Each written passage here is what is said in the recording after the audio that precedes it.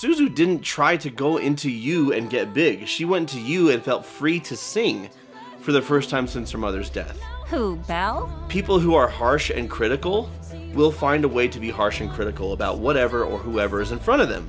Yes. You don't have to waste your time worrying about me anymore. The people who do see her, she refuses to accept that they see her. She 100%. assumes that it's pity because of the limiting belief of how could somebody possibly want me, choose me? Why am I all alone?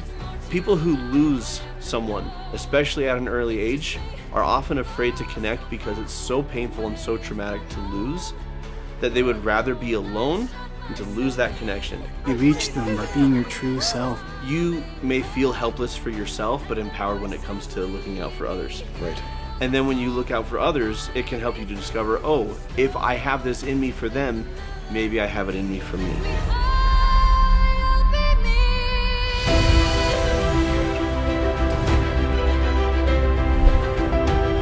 Hello and welcome to Cinema Therapy. I'm Alan Sierra, a professional filmmaker who needs therapy. I'm joined by my co-host, Jonathan Decker, licensed therapist who loves movies. Wow.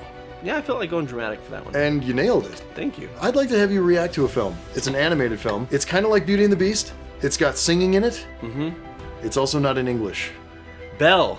Yes, sir. In other words, Beauty and the Beast meets Ready Player One. Yeah, Beauty and the Ready Player.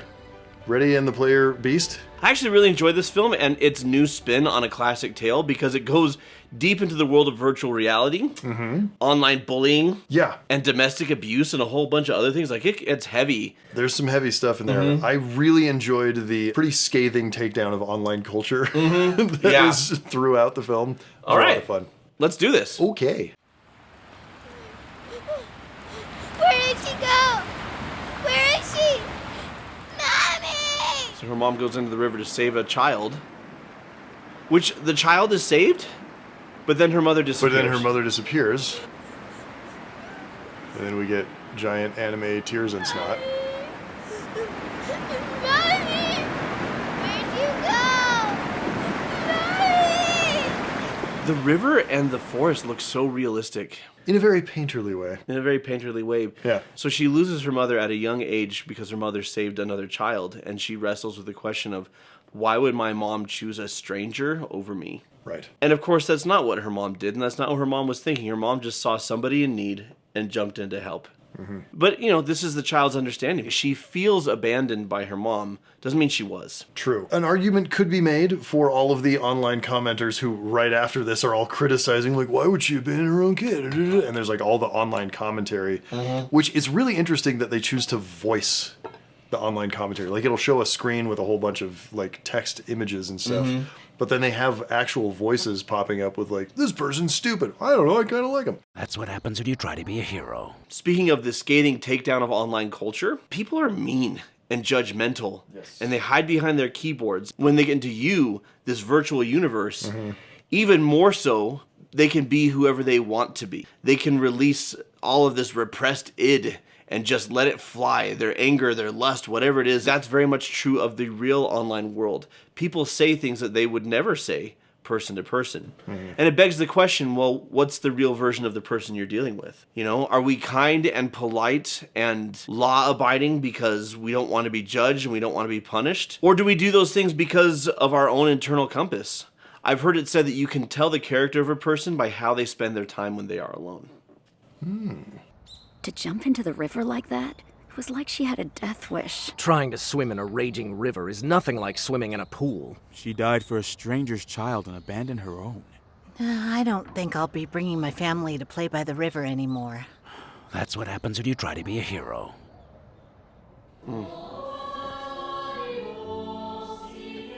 So it begs the question, is it psychologically healthy to read the comments of your own work? No, it is not.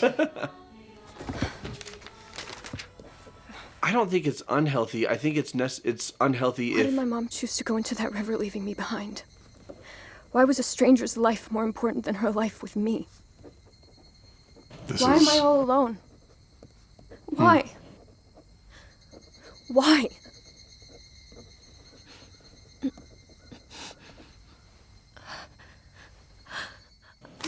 This compulsive need to write. her feelings. So what I was going to say is it's unhealthy to read the comments if doing so is going to cause you anxiety or to judge yourself harshly. If you have enough distance and enough confidence to say, well, these are just people's opinions, they're projecting their biases, their prejudices, their views that comes from their life experience, what they've been exposed to, et cetera, et cetera, et cetera, and it's not fact and it's not objective truth, then you can mine that for stuff that's helpful. We have so much positivity coming from all of you in our comments, but that doesn't mean we don't get the opposite. Oh, we get plenty of negativity in there too. You look like a aged Ed Sheeran, or whatever that annoying ginger's name is. So you're like Crypt Keeper Ed Sheeran. The question then becomes, is that negativity helpful or not? Sometimes it very much is. Sometimes we get feedback like, oh yeah, we missed the mark. Absolutely. And other times you can look at it and say, oh, you don't know me at all. Therapists are not real people. Your practice is fake. This video is bad. And I hope your future just gets worse for you. It takes a certain type of mindset to wade into that and not be pulled down by it. And not everybody's capable of getting there, and that's fine. Oh yeah, my mom's gone, but I can sing again. Hey, John. Hey, you living out your pop star fantasies in you? What's going on, buddy? What? Oh, no, I was just listening to music on my Raycon Everyday Earbuds. Oh, nice. And with the noise cancellation feature, you can shut out the outside world and live in a virtual world of sound. Yeah, something like that. I really like the noise cancellation feature. Whenever I go to the gym, I just tune out the outside world and inhabit my own little space. Raycon's Everyday Earbuds also now have a 32-hour battery life and multi-point connectivity, so they can connect to multiple devices at once. Just like Belle connects to Shinobu and Beast, am I right? No, you are not right. That's not what happened in that movie. Anyway, the new quick charge function means that with only 10 minutes of charge time, you get 90 minutes of listening. That's a 9-to-1 charge to listen ratio. And have you seen the awesome protective case covers? They have so many different colors and designs. You can customize your earbud look to match your personality and style, just like your avatar in you. Okay, so check out this one that I got. I got the Galaxy Everyday Earbuds and the Black Noir Negro Everyday Earbuds. They're so snug and cozy in my ear. They also support wireless charging, so you don't even have to remove the cover if you want to charge. The earbuds are super comfortable too. Oh, I know. The ergonomic design means they comfortably fit into the widest range of ears. And the optimized gel tips mean they have a cozy custom fit. With Black Friday coming up, people are getting pretty excited about all the great deals you can't normally get. Except with Raycon, you get amazing deals on premium audio every day of the year. But that doesn't mean they're not having sales for Black Friday. Far from it. It's time to save big for Black Friday. Go to buyraycon.com/cinematherapy today to get up to 30% off site-wide. That's right. You can get 30% off everything on Raycon's website if you go to buyraycon.com/cinematherapy. Let the melody lift me high, So Suzu Fields of song, signs up for you, please stay by my side. and it somehow the app like generates an avatar for you based on Your what it biometrics. knows about you and your biometrics and whatever. Yeah. You're amazing. You're beautiful. But it merged her with a... Thank you. A girl in her class who's super pretty, Yeah. but then it gave her the freckles, so it knew who she was, or maybe it didn't, or something. It's kind of like when Instagram tags like, is this you? Because it's not sure. Right. You know? But part of the takedown of our obsession with being an influencer or being followed is I can sing again. likes and comments. The more we get, the more I'm worth. The more value I have as a person, which is objectively untrue. Right. And then suddenly she goes viral and explodes in you. And everyone's just obsessed with her. And she slips into imposter syndrome of, they can't find out who I really am. I'm just a plain girl. Nobody in their right mind would ever guess that Belle's user is actually a mousy nobody like you from some remote town. But the fact is, what they're drawn to is the power she has inside her that she lets loose when she sings and she shows who she wants to be without any fear. This is the positive, quasi-positive side of having avatars and things like that. You can use it in a positive way, right? You can go online and be anonymous, and you can anonymously do great things, or you can share parts of yourself that you wouldn't feel comfortable sharing. You may also find a lot of negative comments, so it's a tough balance to strike there. The irony of this is that all of this is taking place in You, which is pitching itself as like a place to be your true, authentic self. Come, it's time to live as another you. A lot of people's true, authentic selves apparently are like frog people. Or a weird little angel bat. You know, it's this thing where you're encouraged to be your true authentic self, but you're often not rewarded for that. Even in You, Belle gets a ton of condemnation. But at least she is open and expressing herself. She hasn't been able to sing in the real world since her mom passed, and now she can. Turns out she's great. So that's something. Well, and speaking to why people are so mean online, virtually, I'm reminded of Freud's concept of the id, the ego, and the superego. The id is our basest desires. And Freud posited them as violence, sexuality, to destroy and to create, right? Right. Eat, sleep, make love, destroy, like just all of that animalistic stuff. And that the ego is societal rules and norms and morality. And the superego is the part of our brain that we work to balance those two out. Okay. Here's my theory, just came up with it right now, for why people tend to be so mean online. Is because they have light and darkness in them, and society keeps saying light, light, light. Be law-abiding, be kind, be patient, be forgiving. They have to show up this way at work, put up with their coworkers, put up with their boss. They go home to their families, and they have to keep the peace at home, otherwise it's hell. And so they just stuff and they stuff and they stuff, and they don't have an outlet for their negativity. Now, this is where therapy comes in, which is a very healthy outlet for your negativity. Or Call of Duty. It's not that kind of duty.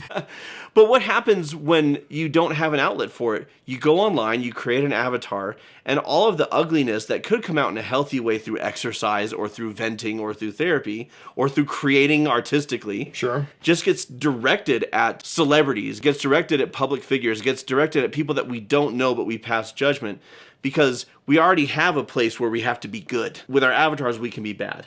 That's why I think so many people online get ugly and nasty and hide behind their keyboards. I think you're probably right. What do you think? Is that a good theory? I mean, I think it has face validity. I don't know if it's actually accurate, but what are your thoughts? Who, Belle? Yeah, I've heard her sing, but I don't think her voice is all that good, you know? Oh, totally. I don't like her voice. She's only in it for the lights. So there's an influencer, and then people are just agreeing with her, Feeling her composition. Yeah, the songs are bad. but predictably threatened. She basically owes her success to others. Basically owes her success to others. Still. I can't stop listening to this song. Really? Why? Why? I feel like she's singing directly to me. For my ears only. No, for mine. She's just singing for me. Why? How come? Why is that? Yeah, why? The way they visualize and use sound and dialogue to portray just the incessant noise of the internet is so spot on. Like, it felt like it was accessing a core part of my, like, I'm way too online, basically, is what I'm saying. Like, this felt like it was reaching a deep part of my brain that has been rewired by the internet, and I have to rethink most of my life now. And because she got big, people have got opinions. Some people venerate her, some people want to take her down. But Suzu didn't try to go into You and get big. She went to You and felt free to sing for the first time since her mother's death. That she could just be present and enjoy because no one was going to judge her, and she didn't have to actually be her. And then it just took off like wildfire. But she never had aspirations to be famous. Right, yeah. So here's the thing. Whatever you do, some people will like it and some people will hate it. Half of them hate me! I'm so dead! So what? The other half doesn't hate you. Don't forget that. And if you base your self-worth on the opinions of other people, it's such a shaky foundation because they're actually not holding a mirror up to you. They're holding a mirror up to themselves. People who are harsh and critical will find a way to be harsh and critical about whatever or whoever is in front of them. Yes. And people who look for things to praise or appreciate are going to do the same thing. It's actually very rare to find a person who's level-headed enough to dole out objective criticism and praise that's just there, you know? It's just me. I'm the only one. It's just Alan. Let us all follow this beacon of light in the wilderness. Who knew that it would be a middle-aged white man? Didn't see that coming. So, what was it you wanted to tell me earlier? Nothing. Did you forget? It's no big deal. You sure? I'm sure. Childhood friends always looked out for her. Since her mom passed. Listen. Now he's attractive and You popular. don't have to waste your time worrying about me anymore. Huh? Suzu! She assumes he worries out of duty. I don't know what I'm supposed to do. It can be really hard to believe that someone just cares about you. I really like the plot twist that the popular girl that she wants to be like is actually super nice and insecure herself. Yeah.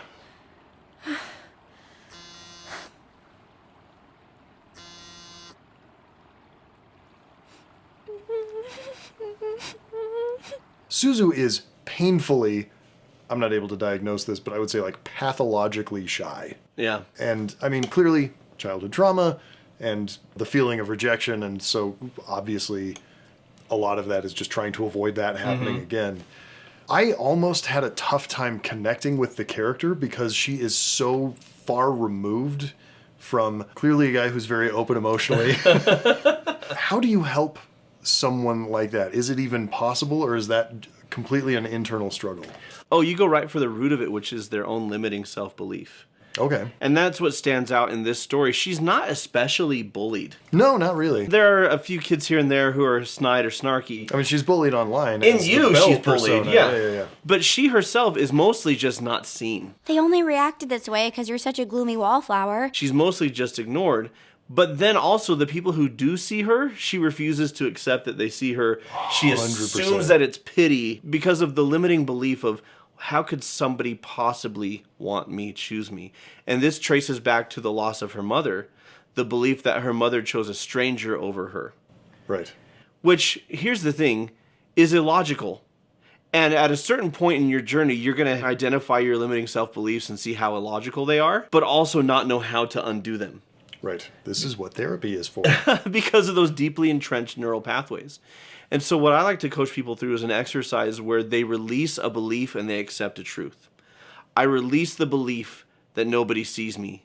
I accept the truth that I'm as good as anybody else. I release the belief that Shinobu only wants to look after me because of his honor and integrity and some childhood promise.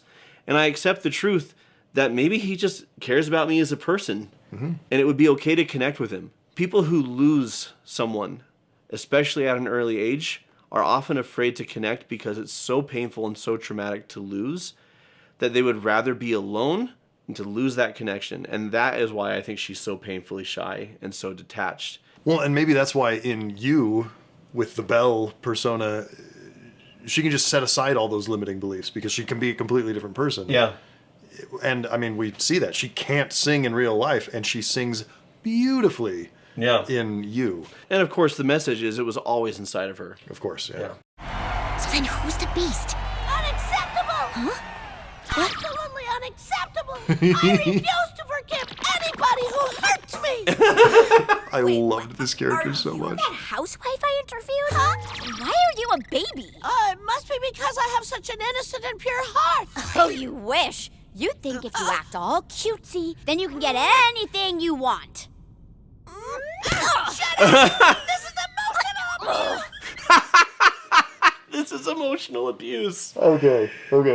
The only reason I included that is because I am sick to death of online babies. There are so many of them that, like, you said one thing wrong ever, this is emotional abuse, I will never listen to another thing you say, and it is childish. It just... It's a tantrum. Over yourself. You're being a baby throwing a tantrum. I'm sorry. Not you, because you're probably not watching our show, because I've probably already offended you and caused you emotional damage. Yeah, they literally just checked out while leaving a scathing comment about you being a toxic narcissist. I am a toxic narcissist, but that's not why. Well, and that reminds me of one of my all-time favorite quotes that was said a long time ago and applies today. Ralph Waldo Emerson, "Let me never fall into the vulgar mistake of dreaming that I am persecuted when I am merely contradicted." Yeah, this is one of my all-time favorites. Like, I can be wrong or even be right, but someone disagrees with me. That doesn't mean I'm persecuted. It's not about you.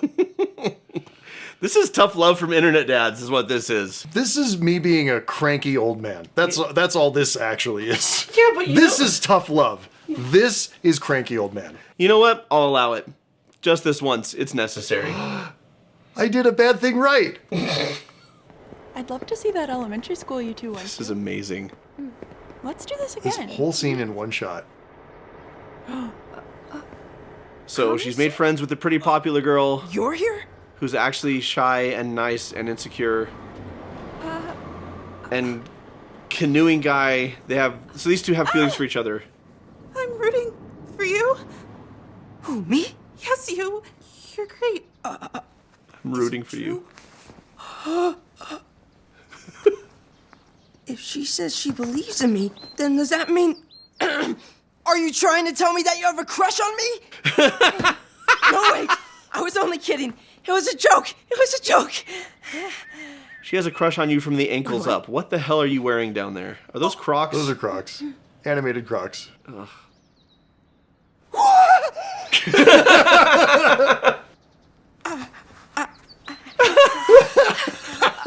No, wait. Why are you running away? And letting them go out of frame, and then you hear the stuff. Like, this is a comedic masterclass. This is one of the funniest scenes in any film I've ever seen. She just got her head in her hands. Come back, re-engage. She's got a crush on you. The posing is so good. I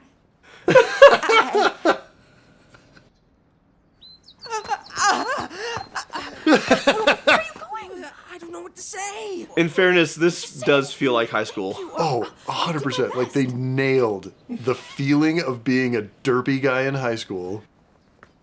And then she is so shy and self-aware. Ruka? Yes? What kind of stuff do you like? What about you? What do you like? I like Belle. You like her? I like her too. Really? That's so cool. That's my avatar making music. You probably won't believe this, but like people told me that I look like her. I totally see it. You're just saying that. I'm telling the truth. You look a lot like her. Hold on. Are you related? I just love it. This, honestly, I was kind of on this movie. Yeah. Up until this scene. And then after this scene, I was like, I don't care what the happens. That was amazing. This movie is an automatic 10.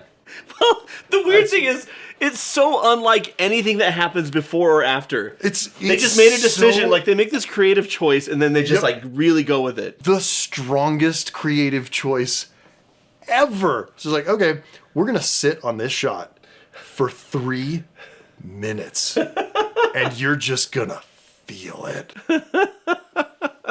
Remember being a teen? So do we. Well, remember how in our Sense and Sensibility episode, there's a scene with Hugh Grant and Emma Thompson, and it's a one shot and it's awkward and it lasts forever. Yeah. It's like if you really want to make things unbearable for your audience, don't cut away, don't switch the angles, just exactly, just make them just sit in that lukewarm bathtub full of awkwardness. And then the posing of all of the characters, but particularly Kamishin, is insane. Yeah.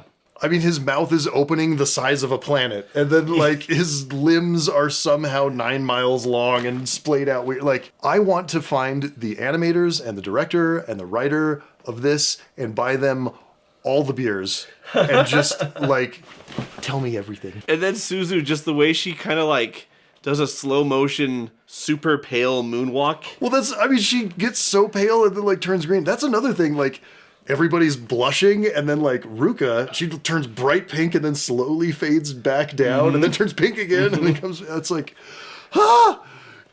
guys, filmmaking, sometimes it's really simple.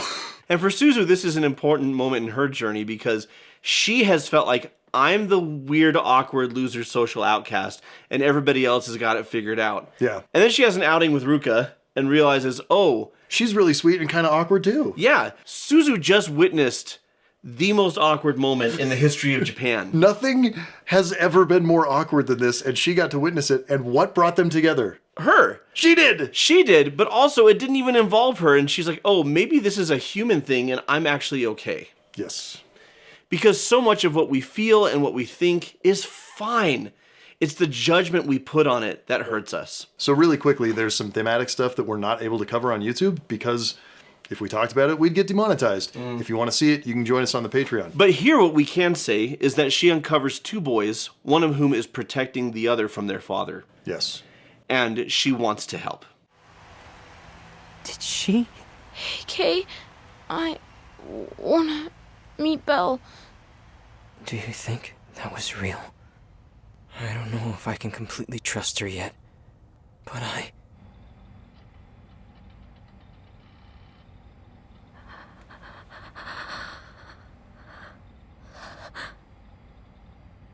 So she unmasked herself in you and revealed Belle, her true self. are you there? Are you there? Can you see us?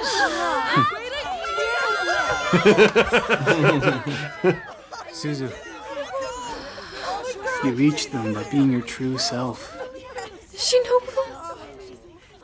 Thank you! I'm so relieved. And then, of course, she's able to help. Yes. She's able to help, and because she's able to help and she's able to do something for somebody else, here's a truism of life. You may feel helpless for yourself, but empowered when it comes to looking out for others. Right. And then when you look out for others, it can help you to discover, oh, if I have this in me for them, maybe I have it in me for me. Yeah. Which allows her to let in the love of her father, let in the love of Shinobu, who's wanted to date her, and she's just been closed to it. The story of this is, in the original Beauty and the Beast, it's Beast who undergoes a transformation. Yes. And what I really like about this story, it's called Belle because Belle's the one who changes. That's right. Belle's the one who discovers her own inner beauty. In Beauty and the Beast, Beast has inner beauty, but he's ugly outside. Belle is Suzu, and she's just normal. Yeah, Beast helps Suzu unlock the Belle within herself. Yeah. Because she had always thought that she had to be someone else in order to be loved or seen. Yeah.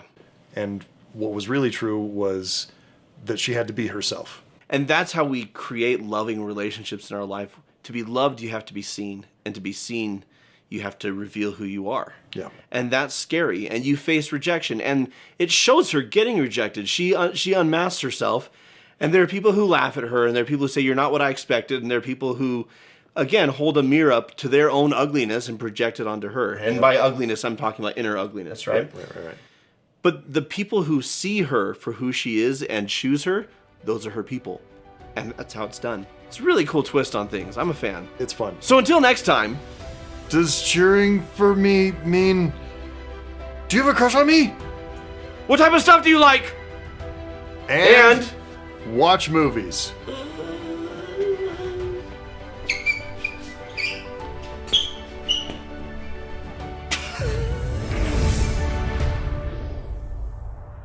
We need to thank our patrons over on Patreon, people who get extended director's cuts episodes early and ad-free, and in this case, with some extra meat, some material that we can't show on YouTube. People like Anita Dunlap, Jimmy Danielle, Letitia Harden, Joey Kent, Diana Moon. Yes. Howling at the moon. I don't know what I'm doing, but thank you. Thanks, patrons. We like you.